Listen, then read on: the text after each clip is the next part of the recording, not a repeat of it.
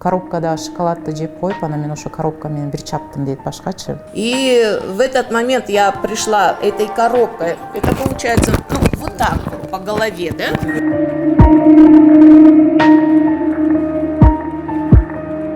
Девушка, которая снимала видео, она это сделала за деньги. Жана салган сиздин кызматкериңиз боюнчачы ал дагы акчага салганмын да.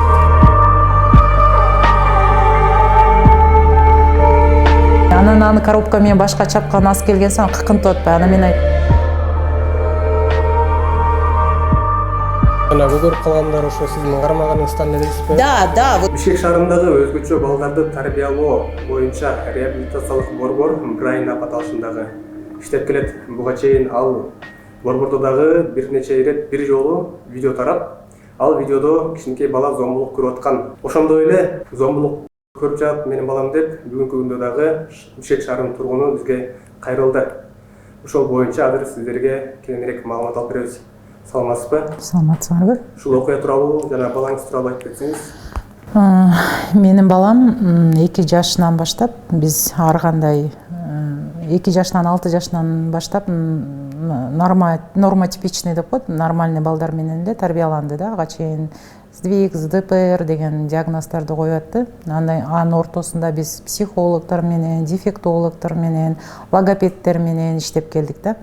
Анан 6 жашынан баштап башка реабилитационный центрге өттүк. Андан улам эметкен сайын, жогорулаган сайын ар бир эн ата баласын эме кылыш керек экен да. Коомго кошкусу келет экен, кандай болсо дагы. Азыр 6 жашында аутизм боюнча диагнозу бар. Сүйлөбөйт, азыр 10го чыкты. Сүйлөбөйт, бирок бардык нерсени биз ошол тездик менен кылганыбыз коррекция деп коет эми. Жана логопед, дефектолог, психологдор менен иштешкенибизге байланыштуу ал көп нерселерин биз сактап калдык да. Анан азыр бул ушул мурунку жылдын 2002 жылдын июль айынан баштап биз жумасына 3 жолдан ошо Брайан ап центрине бара баштадык да. Биринчи адаптация болсун деди, бала көнсүн деп. Жумасына күнүнө саатына 600 сомдон төлөп биз коррекция кылдырдык да. Ал эми тамга таанытып берем, сүйлөтпөсө дагы тамга таанытып, анан цифраларды таанытып, анан ошолор менен иштешебиз деди да. Анан ар бир эн ата баласын өстүргөнгө аракет кылат экенсиң да, кандай бала болсо дагы балаңды таштабайт экенсиң.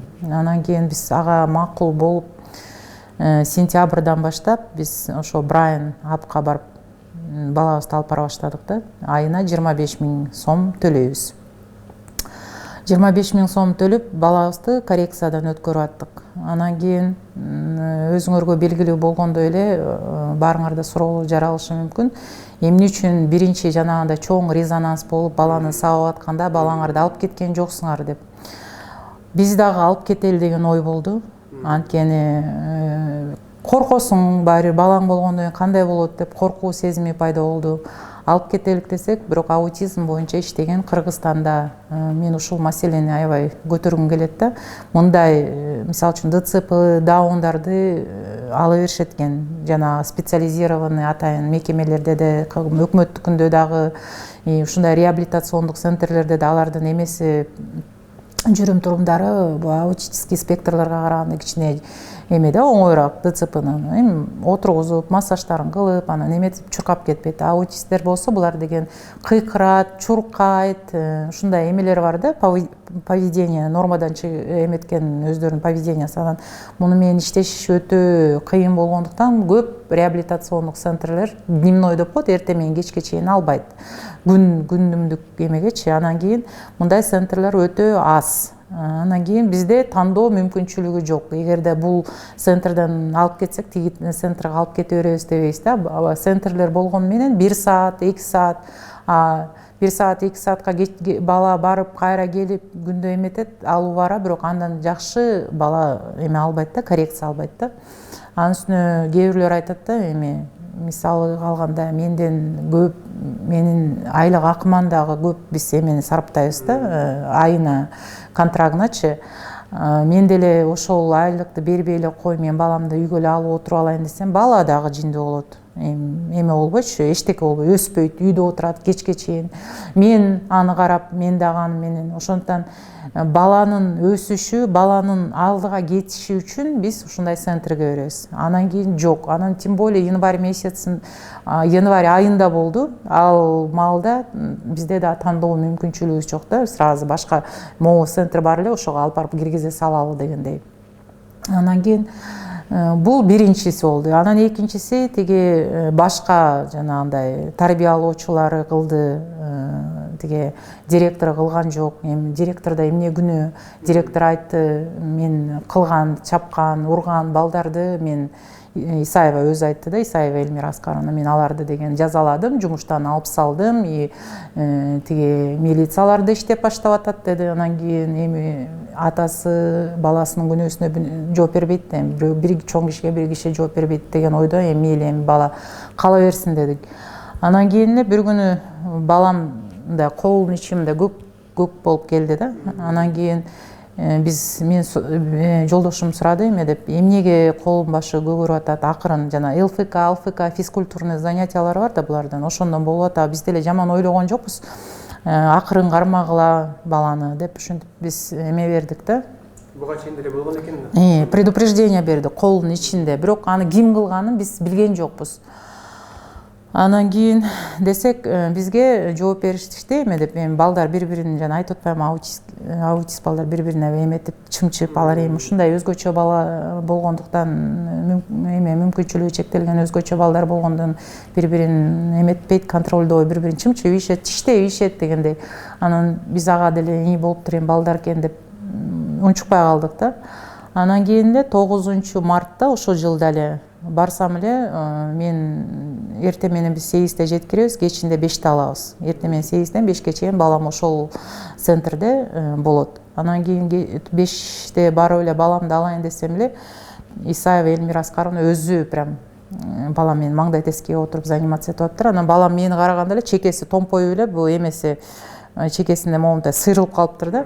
Ошондо деле мага жаман ой кеткен жок, мындай кулап түштүбү же бир жерге барып эметип алдыбы деген ой менен эле мен көп эметпей, кайра баягы чыдабай кайра барсам, балам туруп келди да. Анан туруп келгенде эле эки тамагында кыкынткандай, прям эме сүрөттөрүнөн деле көрсөңөр болот, эме туруп калыптыр, гематом. Сизди көрүп ыйлаган жокпу балаңыз? Эми ыйлаган жок, ал кайра мени көрүп мени эметти да, алар ушундай да айта албайт, эмесин эмете албайт бир эме да. Анан кийин мен өзүм да жаман болуп эле, эмне болду десем, коробкада шоколадты жеп коюп, анан мен ошо коробка менен бир чаптым дейт башкачы. Анан кийин Директор мойнуна алып өзү директор ушинтип айтты. Анан мен таң калып, бул тамактарычы десем, бул тамактарына мен деген логопедический занятия кылып атып, мынтип тамагын кармап койсом, эметип ушундай болуп калды деди да магачы директорчу. Анан мен болсо ошол моментте баланын колун кармады да, мага көргөзгөнчү, а балам ошол моментте башын катып, жана катуу, мисалы үчүн баланын катуу таяктасы жалтактап атат да тигинденчи. Мен мындай эмем да, бирөөгө катуу айта албай эле, мындай жаман болуп, өзүм бир кызыктай болуп, эчтеке дей албай эле, эметип эле анан мен мындай ошол кылган нерсесин дагы нормальный явление деп кылып элечи. Ну, извините, поймите деп ушундай мамиледе айтат да. Анан кийин мен айттым, я-то могу понять дедим. Мен өзүм эме, бирок ошол моментте өзүмдү жакшы эмете албай жаттым да. Анан кийин я-то могу понять, но атасы түшүнөрүнө мен көзүм жетпейт деп немесем, анда атасы мени сүйлөштүр деди. Анан кийин мен өзүм түшүндүргөнгө аракет кылып көрөйүн деп мен ушундай эмени айттым да. Анан баламды жетелеп алып чыгып кеттим. Анан үйгө келип баягы мен соттотуп жүрөйүн, же болбосо дагы бирдеке кылайын деген ой деле келген жок. Анан үйгө келип жолдошум көрүп эле, бул эмне кылганы, бул эмне чекесин баарын өзү моунчалык коррекция анткени кирип келгенде эле бала кийимин чечип туруп эле, булар тили сүйлөбөйт, анан баягы коопсуздугу жакшы жер, үйү сезет да. Ал билет да, акылы анчалык эмес, акылы бар. Кийимдерин чечип туруп эле эмеге стиральный машинага кыргатты. Бул эме да, биринчи признак, бул бала мен барбайм дегени да. Анан кийин эле папасына барып, папасын кучактап эле монтип эле мелтирип эле отуруп калды. Анан кийин жаман болуп элечи. Анан биз эмне болду депчи, анан эртеси күнү эме болчу да, жума күнү эмеге барыш керек, кайра барыш керек, тургузсак турбайт, барбайм депчи, мындай эметип башын чайкап ушинтет да, бирдекени жактырбай калса башын чайкап эметпей. Анан мен тиги кимге айттым, жолдошума, бул да эс алсын, биз да эс алалы, биринчи күнгө чейин көрөлү муну, сен жумушуңа кете бер, бул үйдө эле болсун, бул азыр барса бул да аяк баралып истерика болот деп ошентип, анан мен тиги групповой чатка эле жазып койдум эме депчи, бүгүн жолан чыкпайт, понедельник барат депчи. Десем эле мага жазып баштады, эмне үчүн кечээкү эме жеке баракчама жаза баштады, эмне үчүн кечээкү эме үчүнбү, силер мага таарынып калгансыңар, анан ушуну кектеп атасыңар силер, силер деген эмне, бүгүн силер келип биз менен родительский собрание өткөрүшүңөр керек, андай мындай депчи. Мен айттым, эмнеге мен таарынам силерге, буга чейин таарынгансыңар, анан ушул силерге аябай эме болуп атат деген сыяктуу, шылтоо болуп атат дегендей кылып жазды да. Аны деле көргөзөм, азыр деле турат.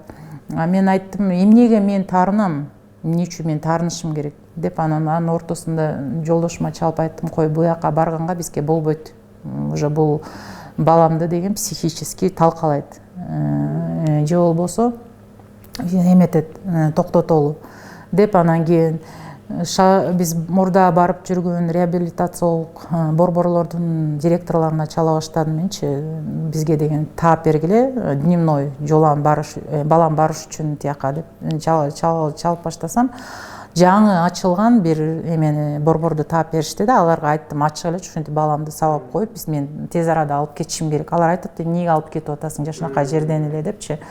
Анан десем эле алар тез арада эле бир жарым саатта эле таап берди. Анан эмеге чалдым, тиги таап берген центрге чалсам, как раз бизде азыр 2 бала реабилитацияга кеткен, ошонун ордуна алабыз, келе бергиле деди. Анан алар биринчи баланы көрүш керек, барсак ошо 10 эме аутист балдарды, 10 ДЦП баланы алышат экен, дефектолог, логопед, тераписттер көп экен. Анан кабыл алуу эле, анан эмнеге келдиңер деди. Анан мен көргөздүм, тиген томпоюп калган бияктарын көрсөм эле, алар мен аябай шок болду да, кантип өзү майып болсо, өзү эчтекени айта албаса, мүмкүнчүлүгү чектелген бала болсо, анан ушинтип дагы эметеби депчи. Анан кийин мен тиги жеке баракчасына жаздым, мага перерасчетту бергиле, анан балама таандык буюмдарын бергиле депчи. Анткени папкалары бар, эмелери бар, аякта жана краска, окууга эмете тургандары ошол мектепте болчу. Анан жооп болгон жок. Мен барсам эмет экен, экөөбүз жолуктук, анан кабинетине кирип, анан ушундай сиз экөөбүз отургандай эле сүйлөштүк. Мен мага ал баштады, силер деген мурда деген эле мага таарынып жүргөнсүздөр, баягы сөздү элечи. Анан бул силерге шылтоо болуп, силер деген аябай эме болуп атасыңар деди. Мен айттым, мен эмнеге сизге таарынышым керек эле? Бала бакча эмес да бир, мен ага таарынып унчукпайт, антпей эле кетип калганым жакшы эмеспи? Эмне себептен мен сизге таарынышым керек?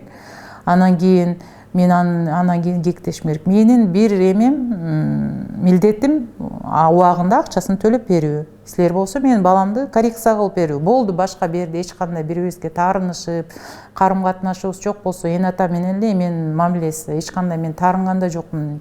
Муну каяктан алып атасыңар дедим. Анан эмнеге чекесин томпойто койдуңар, чекеси томпоюп үйдө эметип атат, тиякта жүрөт десем, менин шоколадымды жеп койду дейт.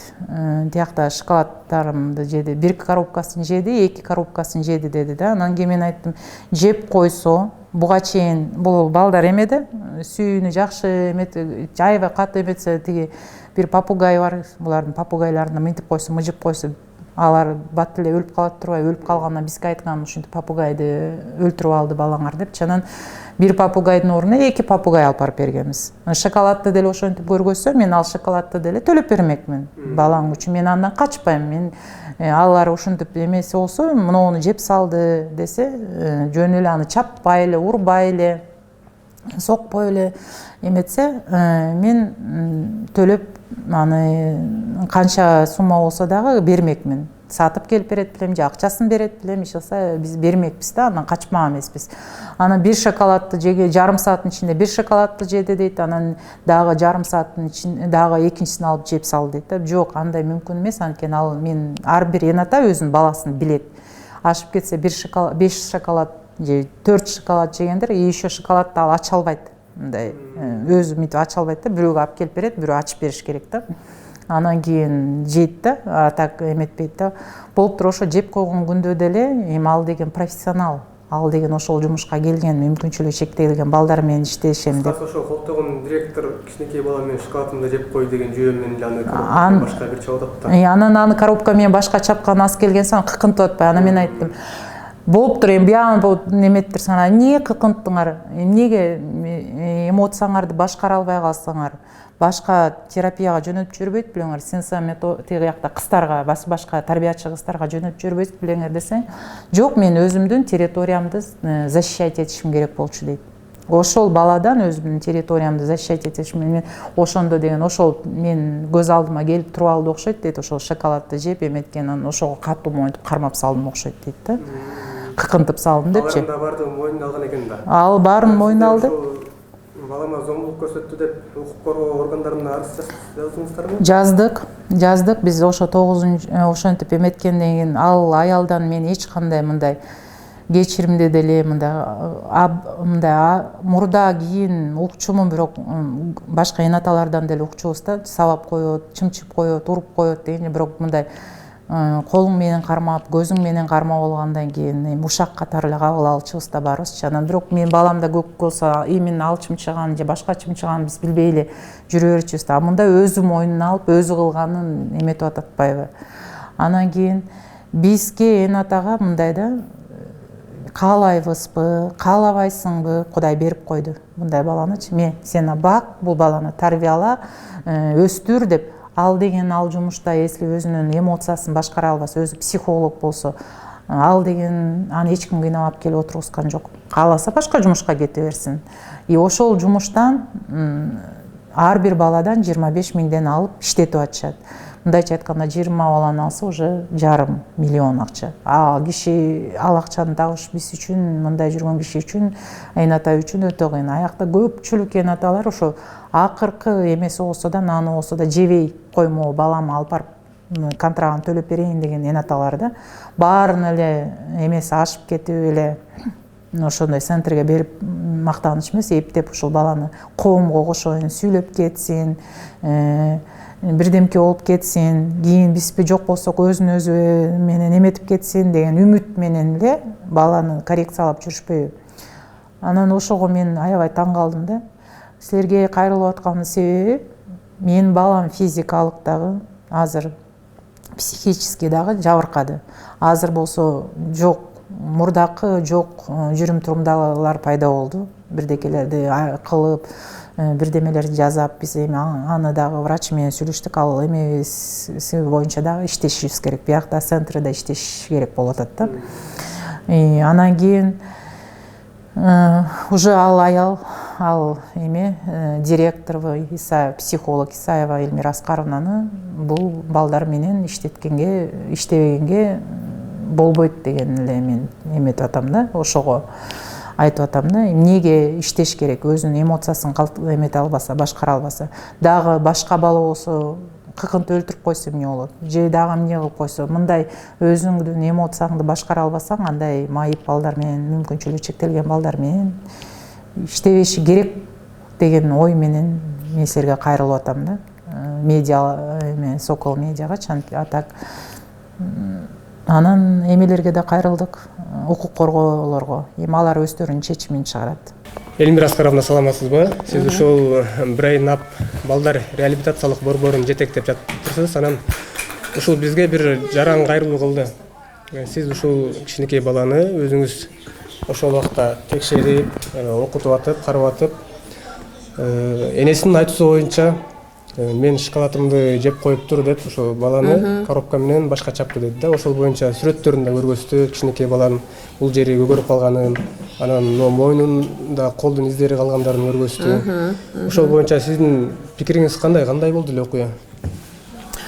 Ну, в этой истории есть много недосказанного. Я об этом не могу сейчас афишировать всенародно. Мы думаем, что об этом, если будет судебное расследование, то там, скорее всего, скажу.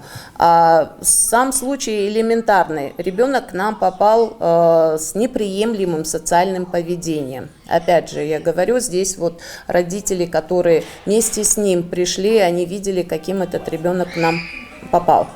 Очень тяжелый. Неприемлемое социальное поведение, это означает, когда у ребенка есть те или иные элементы, которые не подходят к социальной адаптации. Это стимы, это имение каких-либо привычек, неприглядных для социального общества. Естественно, у этого ребенка это все наблюдалось на протяжении того периода, когда он у нас обслуживался. Мы ребенка адаптировали, у него были очень хорошие результаты. Вот при всей тяжести того, родители не дадут мне соврать, каким он пришел и чего он достиг за этот период. Единственное нарушение у него осталось поведенческое. Ребенок привязан к удовольствию сладости. Мама этого тоже не скрывает. Она на обед сама ему приносила только сладости. Ребенок привязан к напиткам, таким как кола. Естественно, вот это удовольствие для него мы в последнее время постарались убрать. Мама, мы договорились, чтобы она его не приносила. Это был период после 8 марта. У меня в шкафу очень много коробок с шоколадками. Проблема не в том, что он съел эти шоколадки. Там коробки-то эти маленькие. Вот я маме тоже говорю, 2 коробки шоколад съедены. Она, наверное, представила это вот. Да вот эти маленькие. Одна Милка, вторая, я еще не знаю, как она называется. Дело в том, что ребенок съел неимоверное количество шоколад, и при этом мама тоже знает, что его состояние кардинально меняется. Ребенок начинает агрессировать, ребенок начинает кидаться в этом случае, да, какое-то определенное время у него появляются те же самые стимы. Вот по поводу стимов я не буду сейчас говорить, какие формы он применяет, это не на общественное обозрение. И в этот момент я пришла этой коробкой, это получается, вот так вот по голове, да? Что такое коробка шоколада? Она не имеет веса, она легкая. И я не причинила этим ему увечья такой степени, как мама описывает. Просто в дальнейшем, когда этот ребенок, я у него отобрала его удовольствие, естественно, он что делает? Как и любой ребенок, он обижается, да? Не знаю, это, наверное, может быть угол коробки. Не көріп қалған, девочки потом говорили, что это полоска вот такая осталась. Но, опять же, не в этом дело. Ребенок остался, я побежала на занятия дальше. Прихожу, а он у меня в кабинете. Джулан вообще, мы с ним очень часто проводили. Но мы с ним дальше провели занятия, и потом уже я его застала за стимом. Как мне ребенка в этот момент купировать? Как? У меня стоит вот точно так же вот такие парты, и он на стуле был. Я, естественно, пытаюсь его вытащить. Вот сейчас, если под низом, я его пыталась вот таким вот образом вытащить. Вам сейчас есть, да, чувствуется? Вот. И мои ногти, конечно же, оставили след. Это не означает, что я его истязала, это не означает, что я его била. Я пыталась его вытащить в момент, когда он стимил. Да, вот сейчас давайте проинсценируем, то же самое будет, и вы увидите, как это происходило. Ребенок тучный, тяжелый, его невозможно оттуда было вытащить, и вот тем самым я, наверное, и оставила следы. Я вызвала маму, объяснила, в каких случаях и что у нас произошло. Мама вроде бы... Первая реакция, я не знаю, наверное, обиделась. Но потом они решили уйти. Я, естественно, поняла, что именно вследствие вот этого инцидента я пыталась принесла извинения, пыталась поговорить с мужем. Мама закрытая, там все решает папа. А бул мектебиңизде ошо видео көзөмөлдөр барбы? Видео камералар, Нет, чтобы ошону далилдегенге? мы не успели поставить видеокамеры. Видеокамер нету. Жок, анткени буга чейин дагы мисалы ушундай окуя катталып, ал жанагындай видеого тартылып коомчулукка жайылып кеткен да. Ошол окуя боюнча дагы бизге кайрылган айым айтып кетти. Ошондой окуя болгондо да алып кеткен эмесмин. Кой, ушундай жаңылыштык кетирип атыптыр, макул ошону окуткан мугалимден кетип атыптыр деп алып кеткен эмесмин.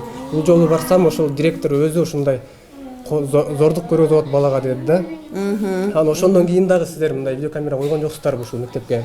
Ошондой окуя болуп коомчулукка жайылгандан кийин дагы? Во-первых, мы готовились к переезду или к закрытию. Вопрос у нас был открытый. Мы еще не знали, будем ли мы в том же составе существовать.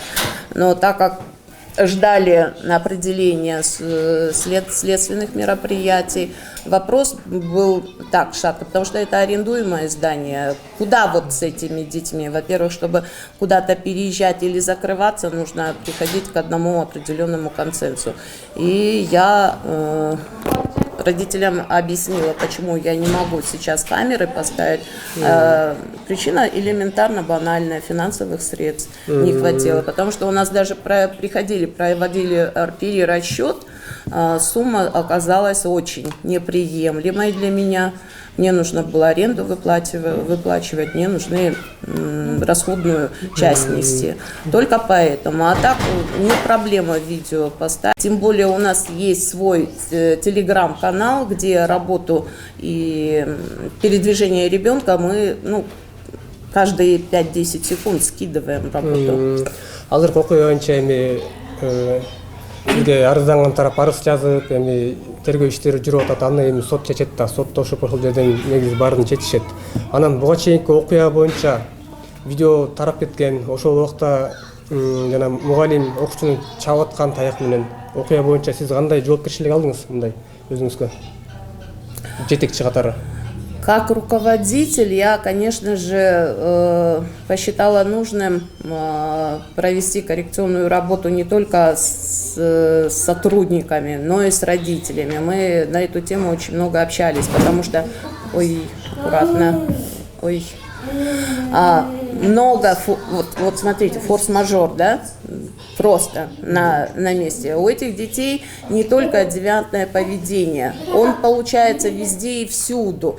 И это не означает, родители особенных детей, они любят чувство вины все время перекладывать на другого и искать жертву. Я, наверное, в этой области очень хорошая жертва, потому что даю реакцию. И да, получился случай, но там я считаю, что были очень много подставных лиц. Девушка, которая снимала видео, она это сделала за деньги. Люди, которые попросили ее снять, были заинтересованы в том, чтобы вынести такую клевету. Для них показалось что-то. Я не знаю, какую они цель преследовали, но сейчас следственное мероприятие будет идти, и мы будем ходатайствовать, чтобы жана салган сиздин кызматкериңиз боюнчачы ал дагы акчага салган банда. В этой истории много чего непонятного. Я сейчас думаю, что вообще все это было настолько подстроено. Почему-то следствие закончилось без вынесения приговора в их сторону. Ни та девочка, ни эта девочка в допросе участвовали единожды. И все. Больше к ним никаких претензий. Но так же не может быть. Да, я как руководитель обязана отвечать за это. Но в этой истории не я же участвовала. И девочка, одна из них волонтер. Я не думаю, что эта девочка тоже целенаправленно хотела этого ребенка обидеть. Я не думаю, что та девушка Улджан, она у нас уборщицей была, тоже не с намерениями унизить или обидеть этого ребенка. Поэтому в той истории очень много подводных камней, которых мне самой непонятно. Писали очень многое. Сейчас будем, наверное, этим заниматься, кто за этим всем стоит. И эта история, она, конечно же, очень хорошо меня подставляет под это, чтобы доказать. Конечная цель, конечный итог этих людей, он, наверное, будет ясен, что они хотят. Я пока не знаю. Ал эми бул окуя боюнча Бишкек шаардык Октябрь райондук ички иштер башкармалыгына кайрылганыбызда арыздын негизинде териштирүү иштери башталып, азыркы убакта тергөө иштери уланып жатканын билдиришти. Окуя кандай болгон күндө дагы бул иш тыкыр иликтенип, калыс баа берилет деген ишеним кылабыз.